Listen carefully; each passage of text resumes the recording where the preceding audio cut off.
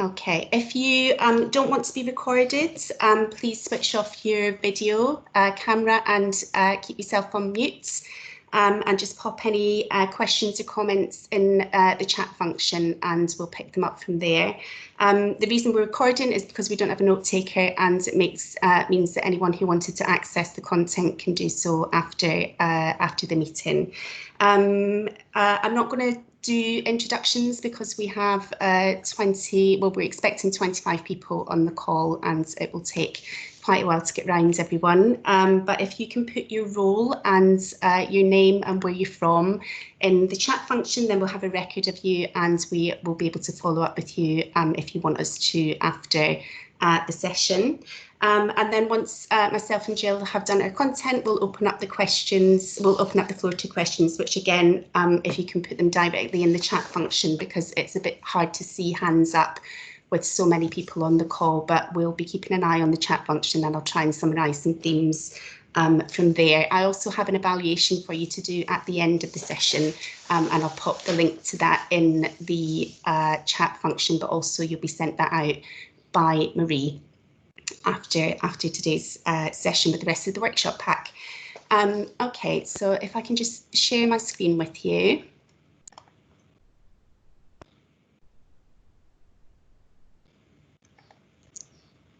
Okay, so I'm going to be talking about whole school approaches, just a little bit of a background to whole school approaches, and a little bit of background as to what has been happening since the pandemic.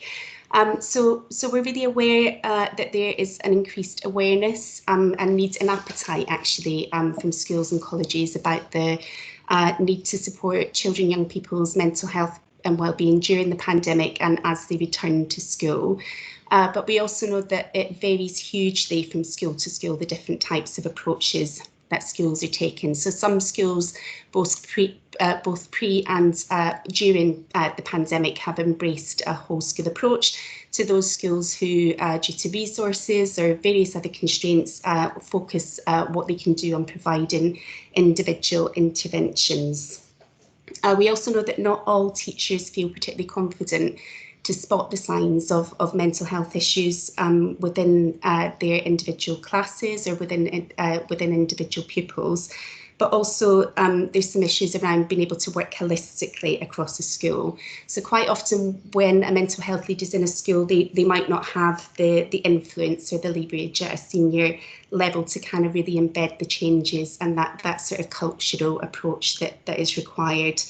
And for those schools who do adopt a whole school approach, it's really evident that actually it's a team effort. So everyone across the school is involved in helping to kind of implement the changes that are needed.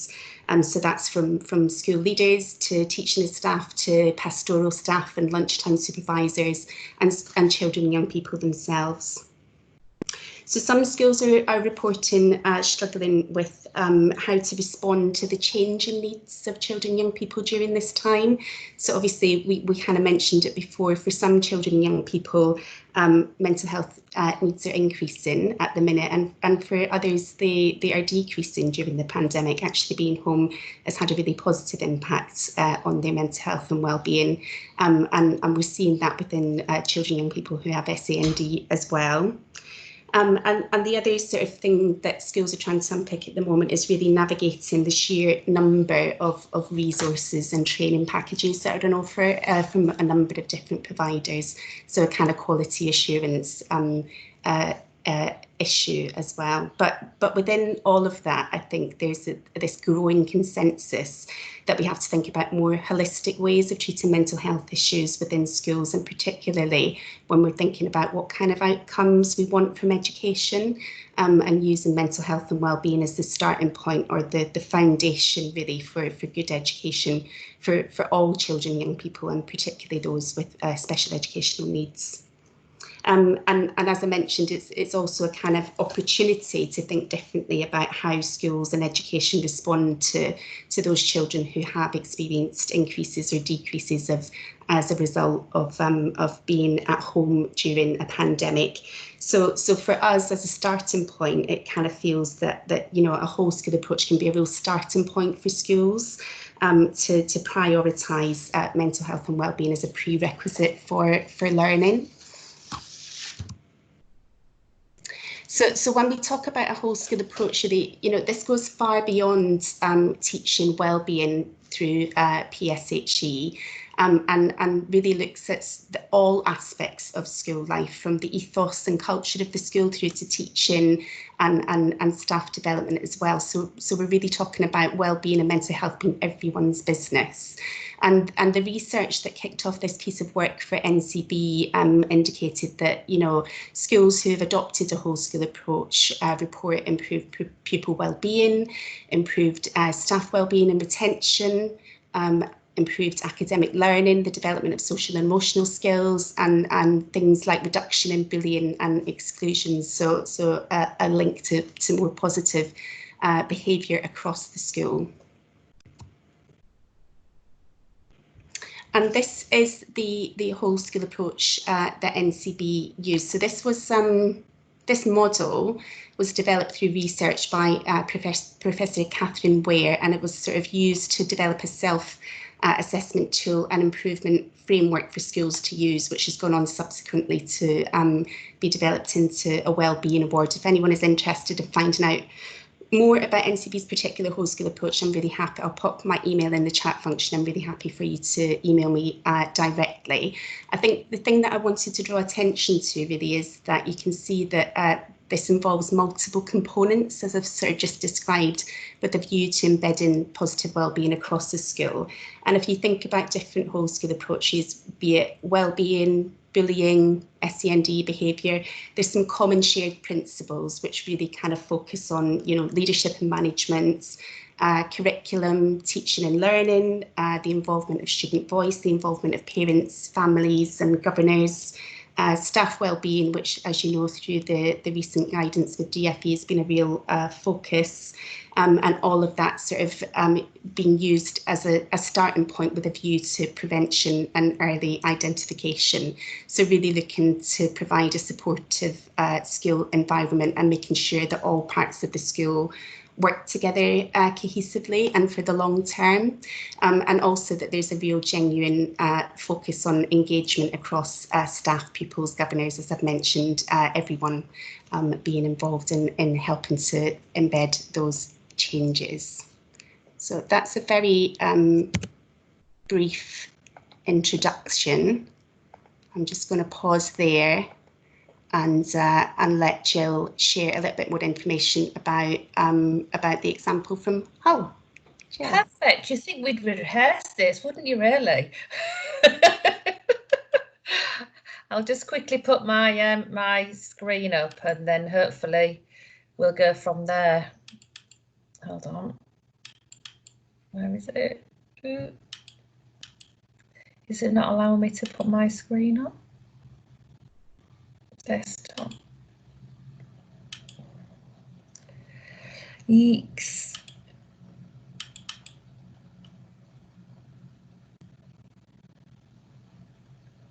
Oh, I've just had a total practice with this as well. Now I've lost you. Oops.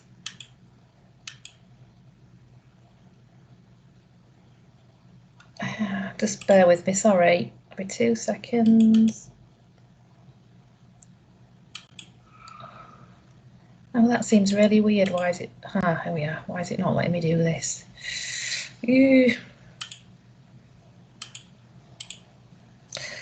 Desktop.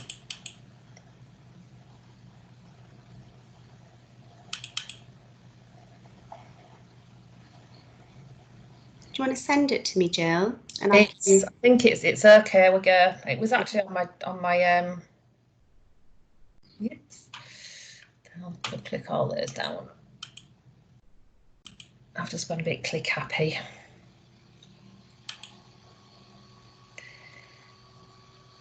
Right, is that coming up there?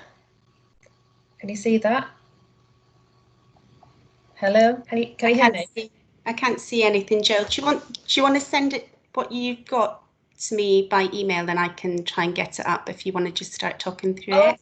Yeah, I can. Sorry about that. It's okay. Pop it over to me via email, then I'll see what I can get up for you. Okay, right. Okay. Well, basically, yeah. Just let me get Pam's. I've had a run through with this as well, over and over, to make sure it works, which is very frustrating. Yeah, so basically, I've worked for HeadStart Hull. It's a lottery funded project, a programme, and part of our delivery model was actually based around a whole school approach to embedding mental health and wellbeing. We've been going for the past 4 years now, and what we've found is, there we go, let me just get rid of that and get so I can see your faces. There we go. I've sent it to you now, Pam. Yeah, so what we've found is that actually the importance of having a whole school approach as part of our HeadStart offer has been the foundations to really embedding change. So the secondary school that I was working, the special school that I was working with, I've been working with them for the last 18 months. And basically it was around that whole looking at the principles in terms of the Public Health England guidance. So in a way it is actually like the model that Pam shared, the 8 principles, and having leadership and management in the heart of that. So basically, in terms of my work in Hull, none of our schools are part of a multi-academy, part of a local authority. They're all set in multi-academy trusts. So that was also a challenge in terms of getting people signed up to HeadStart, and also looking at, rather than having a menu of options, looking at workforce development and student voice and working with parents in isolation, it was an opportunity to really get in early at the earliest possible stage. So from Tween Dyke's perspective, it was really in what Pam was sharing, in terms of it being a whole school approach. What we did was we presented to the whole staff team, and they used their person-centered planning tools in a way that they would usually use with young people and families, but we use that tool as a way to look at the strengths and difficulties for their school as a whole. How are you getting on, Pam? Have you got it? No. Sorry, Jill, your email's not come through either. Ah, okay. Oh, what's this then? What I'm going to do is I'm just going to speak through my presentation, because I can see it on here. Otherwise, I'll just end up losing my time. Yeah. You can share. You're happy to share the slides with everyone after the meeting? We can send these round. Yeah, that's cool. Yeah. You can try and send them to me again if you like, and I can pop them up whenever they come through. Okay.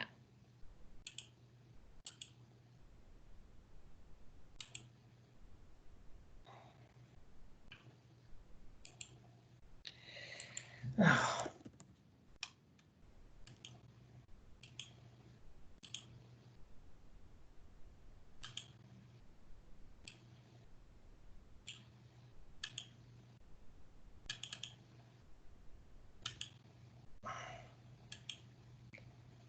There you go.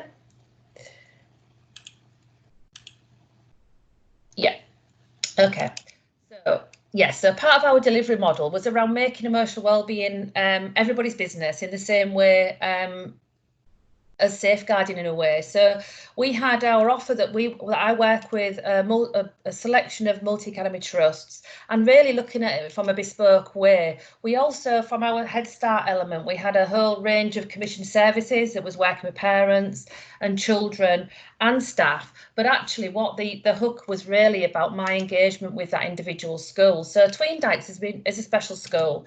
As I say, we use the 8 principles of the Public Health England guidance. So really looked at the guidance that came through from NCB, and looking at research that sits behind engaging schools. So from the whole school approach, it was definitely getting from the leadership, from the top really, to influence that change. We were able to look at working with parents, identifying need, monitoring impact of interventions, staff development, the curriculum, ethos, and the targeted appropriate referrals. So that really gave us a really good starting point. I mean, the first discussions with the school was, well, aren't we doing this anyway? Yeah, they were, but not together. And that was a real key point. So the real key driver for me was developing that leadership, the support, the efforts to promote emotional health and wellbeing, encompassing all those key areas, working with parents and young people. And the key themes that emerged in that school was actually they wanted to build on the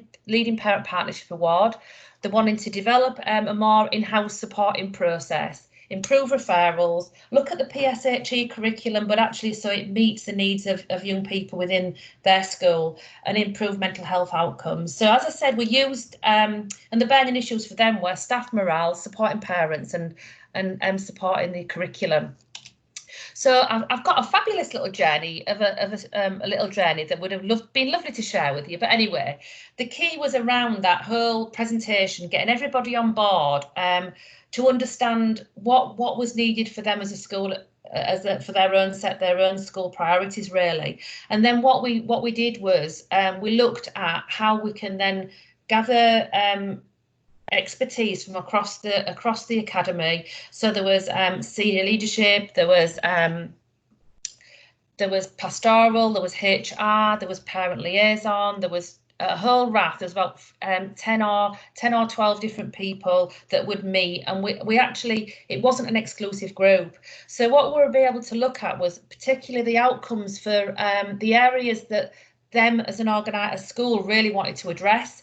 And some of them areas really was looking at was developing the parent links, and also looking at there we are, just let me go. Looking at also staff morale and what happened from that perspective. We ended up creating a real usable model to support staff's wellbeing. And so the key themes that came out was looking at how they can support staff, how they can create a listening model that would really be get all the staff on board with it. And it was really around looking at how they can support their wellbeing as well. As I said, we use a person-centered planning approach, and so it was actually a great way of looking what outcomes we want to achieve. So it was a functional model to listen to staff, clear defined pastoral team, quick effective referral routes, systematic review of interventions, embedded person-centered planning as a whole offer, functional PSHE, a student council, but actually more than a student council, looking at how we can engage all the young people in terms of decisions that need to be made. So actually what a good day looks like, and what the aspirations were going to be. So from that perspective, it gives a really good platform. And actually they were successful in achieving their whole school approach from a HeadStart perspective. But actually what it meant was, what the impact was, it was an improvement from the leadership and the culture. It did change that culture and ethos, and actually it linked into school improvement planning. It actually became their document, their one pager of how we're going to change and how we're going to adapt our school, looking at all those key areas that we talked about from that original 8 principles. And also the updated model that NCB have created is fabulous, because it's so much more current, bespoke, and actually really gets down to how you can really make them changes. But what we did end up achieving was that functional model to listen to staff, was clear pastoral systems, highly engaged parents, and actually having all those sort of and the functional PSHE curriculum, which actually as part of HeadStart we're also commissioning piece of work that really means that our PSHE and relationship sets education elements will be able to really be bespoke to our SEND community. So that's been quite exciting, and actually it's an ongoing process. So during lockdown, and that was one of the titles of the presentation, was as a city we are also moving into the Thrive model. So we were approached, the HeadStart team, which is a very small core team that works with school, but the relationship that we've had with our multi-academy trusts, which are local and national, was we were able to really get in at the highest level and actually be able to listen to where they were and what their issues and concerns were. So the HeadStart Hull Thrive Partnership Board suggested that us as a HeadStart team would help them to be able to collate information and consult with schools. So as we're in the process now, it is actually consulting with schools to inform that city plan from a 0 to 25 background. So it was really looking at those current needs during lockdown, needs as lockdown eases, and needs as the organisation returns to business. And we're also looking at children, young people, parents and professionals within that. So actually that meant that we were also able to make the changes. So in terms of Tween Dykes, I continued to have relationships with Tween Dykes as well. So I was able to re-engage with them, find out where they were at, and actually look at, so how are we getting on now? How can we adapt some of our offer that we've currently got from our HeadStart perspective and actually meet the needs of the current situation? And actually what we found was, probably in the same way that other areas nationally and locally, was schools just really wanted that sense of shared resource, so maybe some recovery planning, some resources that they can share with their staff, that actually they were inundated with lots of information. So it ended up, we ended up creating an opportunity from within the city as well, a platform from our website that we were able to direct to professionals and parents and schools. But actually from Tween Dykes, because of our services that we've got that work with parents, we're able to look at the offer that we really support the parents and the staff, because the parents were really struggling in terms of coping with the children's routines and structure, the way it's sleeping. So we're able to put that offer in to support them. So it's been a double whammy really, that especially during lockdown, is that we've been able to work with the needs of Tween Dykes in what they want locally and as a bespoke school, but actually inform the offer as a city approach, but also be able to respond, which has been brilliant. Now, some of the emerging issues. I'm just going to give you 2 minutes. Okay, Sorry. brilliant. So some of the emerging themes that came through from the current situation within lockdown was actually the robust monitoring systems and the relationship the school had with their parents. And actually that was one of the key areas moving out of the whole school approach, was actually further development of that link with parents and creating that resource for self-help, self-support. But actually this has meant that they've been able to look at their welfare systems and really be able to mean that everybody has a role to play in that. So young people have been able to, and parents have felt really supported.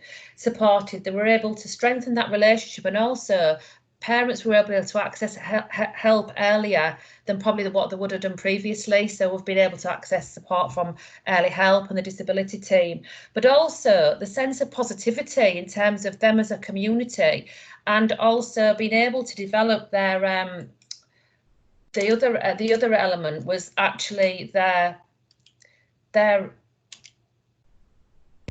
social media, their website. And I don't want to call it a website now, because it's grown into this platform of home learning, responding, a place where staff can get resources and look at the training, but actually where parents can also be able to get resources, and also from them wellbeing checks and welfare checks. For example, there was a conversation about maybe some issues that maybe a parent was having at home about responding to some of the resources at home, and they were able, the staff in school could put something straight back on the website. I think it was circuits or sensory circuits, and they responded very quickly, pop some resource on the website, and over 110 parents hit that and sort of actually use those. And we are coming from a very deprived part of the area, you know, so they've been able to look at how the communication and also how people can access them resources, as in from a social media perspective. But I realise now that actually I'm over the time. So you know what? I am so gutted. I had such a lovely tap dance routine already. Technology is always going to get the better of us. Thanks so much, Jill. That's lots of food for thought. If people do have any questions, to pop in the chat, and we can take some questions from attendees.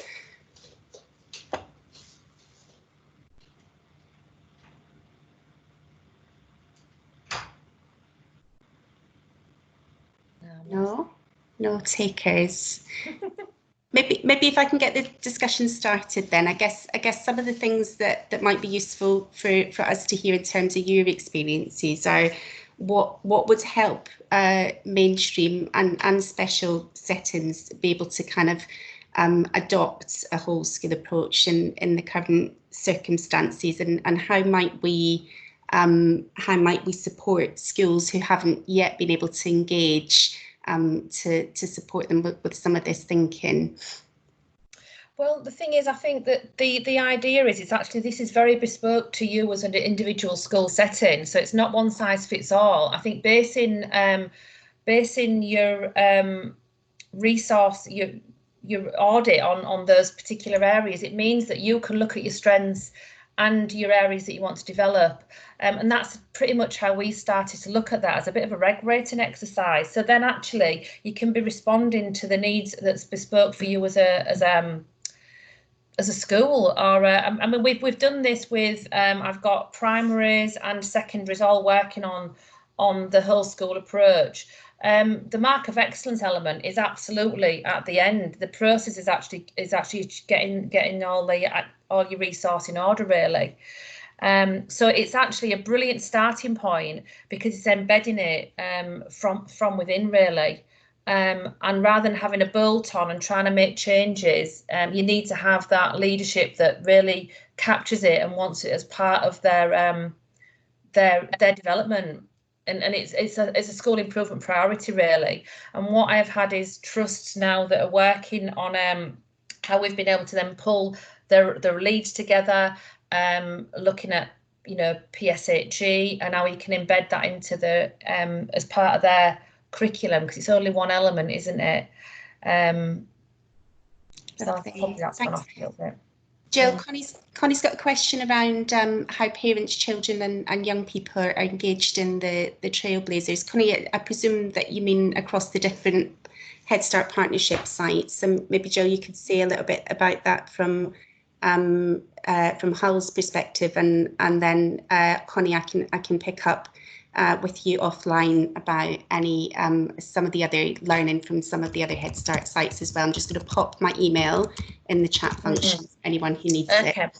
Yeah, I mean, pretty much throughout all this process, there is absolute consultation with young people, with parents and with staff, and it's very much co-produced, and also really looking at how we can respond to the needs of our young people's community, and we've also we also as part of the HeadStart processes, we're a part of the longitudinal study, so we've got the wellbeing measurement framework as well, which is very much a good opportunity to gain views from young people.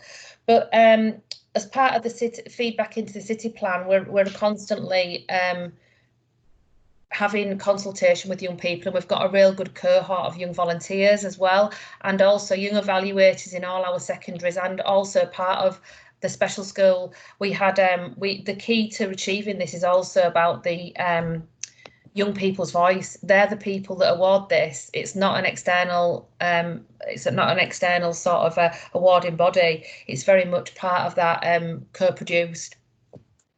Yeah, there's been some really interesting models from some of the other HeadStart sites as well, around when they've been doing their stakeholder engagement survey. So they're doing sort of interviews with senior stakeholders around the impact of the services that children, young people's consultation has been embedded within part of that as well. So not just within the school setting, but really understanding, you know, when they're looking at their sustainability planning and what services they want to retain and what services, you know, that they might not recommission post HeadStart, is that children, young people have really been involved through consultation exercises, either within groups or individually, interviews and surveys to kind of help understand what the impact has been on young people, to kind of help make those decisions. Yeah, certainly for our commissioning process, and we get feedback from each of the commissioners. We've had some valuable, amazing feedback from young people, and also feedback from the organisations that we're working with. And it's the voluntary and community sectors that have really rose to the challenge and actually really adapted very quickly through this process to be able to support and make change. But actually, I think it's looking at the how the communication from Tween Dykes has definitely grown, and it's actually meant that they've got a real sense of community. And as they tend to move now through this recovery stage, it's about how they can continue to sort of keep applying that support to staff, the adults within their environment. One of the key outcomes for them is making sure that the young people the children, young people come back and actually are happy and feel sort of ready. That's one of their key outcomes at the moment, is actually making sure they feel safe and happy when they come back into school. But they've been open throughout, like a lot of obviously special schools have, and had to really adapt their offer. But it's been great how they've been able to definitely develop the parental engagement. Yeah. Super, thank you. I've just posted the link to the evaluation form in the chat, so if people can fill that out before they go. Jill, if no one else has any questions on the chat, I guess there was just one last thing that I thought it might be useful for people to hear about. So you touched on being able to support schools within Hull to kind of share resources and learning with each other. Could you just give us a couple of minutes on what kind of systems Hull have put in place to allow that to happen at a local level? To share resources, and yeah, we've basically got a How You Feeling website, which is actually, we've been able to I mean, the city's really taken it on board, especially through COVID and through lockdown. Is actually that it's the go-to space where professionals, young people, parents can access lots of resources, and actually it can be a go-to place for lots of other offers in terms of nationally and locally. In terms of sharing good practice, we've sort of done lots of events across the city, but actually we've got lots of school networks. We bring schools together, and also we've got a voluntary community sector that sort of also got on board and share practice, really. So it's ongoing relationships and communication, really. Lovely, thank you so much. Okay, just before we sign off, I'm just going to share one last slide of mine with you. Try not to share everything on my screen. See, what have I done with it? And also, I suppose what I can do is, if you want, Pam, there's also the there's our evaluation report that sort of covers a whole host of the data and the offer. If you wanted to, I could share that with you to share if you want to. That would be really helpful. HeadStart holds, yeah, we've got a really good evaluation report which sort of encapsulates it from all different levels. Really happy to send that down, definitely. I mentioned at the start the Schools Wellbeing Partnership. It's a network that exists at the National Children's Bureau, who advocate that wellbeing and good mental health is a strategic priority in every schools, and that's a whole school approach is one mechanism that allows schools to do that. We have an online forum for schools who are interested in these issues and who want to share information or learning around how to implement a whole school approach, so that they can find out more support largely from each other. We want that to kind of be a peer-led forum, so really an opportunity for educational professionals to kind of share learning and resources with each other. If anyone is interested in finding out more about the Wellbeing Partnership or the Schools Forum, please do get in touch with me. I popped my email in the chat function, I'll stop sharing my screen now. Thank you so much, everyone. Oh. I will send, oh, lovely. We will send around the slides in the post event pack. And if anyone does have any questions that come to you after the meeting or you didn't manage to get answered, then please do drop us a line. Oh, thanks for your patience, everyone. Thanks, Jill. Thanks for the lovely update from Hull. Oh. Look forward to seeing you all again. Take care. Thank you. Bye.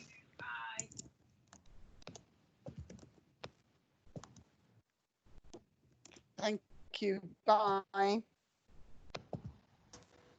Thank you. Bye. Thank you. Let everyone leave.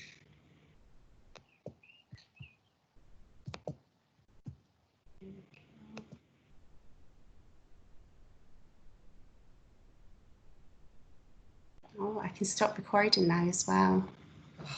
God, Pam. There we go. Oh.